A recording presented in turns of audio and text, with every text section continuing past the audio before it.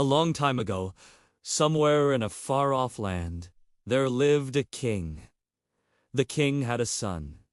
He was the heir to the throne, but the young prince had a problem. Every night he would go to sleep and wake up with terrible body aches.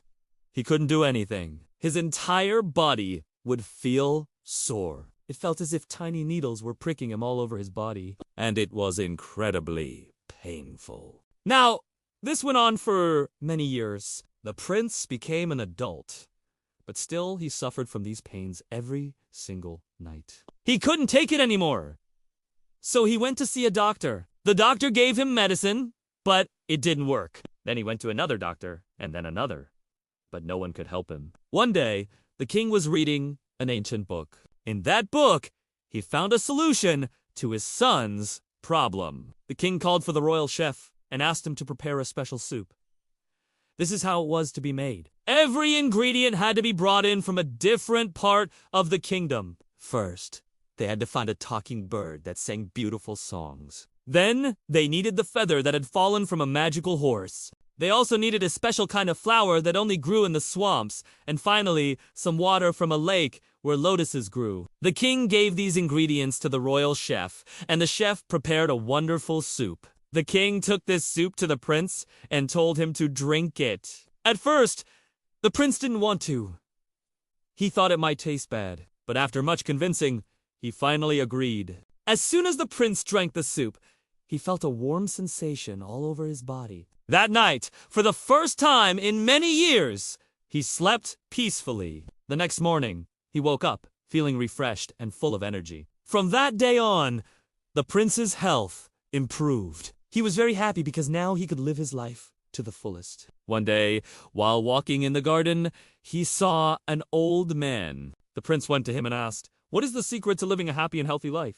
The old man replied, "The best way to live your life is to help others. When you think about the happiness of others, all your pains and problems will disappear." The prince followed this advice. From then on, he always tried to make others happy. Many years passed, and the prince became the king. One day, a poor man came to the king and said, "Your Majesty, I am very upset. My son has been sick for many days. Please help me." The king asked, "What is wrong with your son?" The man replied, "I don't know what is wrong with my son. All I know is that a doctor from the capital said that we should bring a magical horse from a far-off land. Only its feather can cure my son's illness." The king agreed to help the man. He called for his royal aide and asked him to bring the magical horse from the far-off land. The king gave the feather to the man and he left. After a few days, the man came back. He was very happy and said, "Your Majesty, because of your help, my son is now very healthy and is living a happy life." The king was very pleased to hear this. One day, a woman came to the king and said, "Your Majesty, I am very upset. My daughter has been sick for many days. Please help me." The king asked, "What is wrong with your daughter?" The woman replied, "I don't know what is wrong with my daughter. All I know is that a doctor from the capital said that we should bring a flower from the swamplands. Only that flower can cure my daughter's illness." The king agreed to help the woman. He called for his royal aide and asked him to bring the flower from the swamplands. The king gave the flower to the woman and she left. After a few days, the woman came back. She was very happy and said, "Your Majesty, because of your help, my daughter is now very healthy and is living a happy life."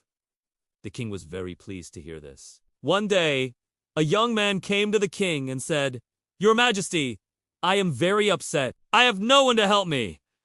Please, help me." The king asked, "What happened to you?" The young man replied, "I don't know who I am or how I got here. I just woke up near a lake and have no one to go back to." The king called for his royal aide and asked him to take care of the young man. The king gave him some money and said, "Find a place to stay and come back tomorrow." The next day, the young man came back and said, "Thank you, Your Majesty, for helping me. Now I know who I am and where I belong." The king was very happy to hear this. And so, King Solomon spent his days helping people and bringing them happiness. He became very famous throughout the land for his kindness. People from far-off lands would come to him for help.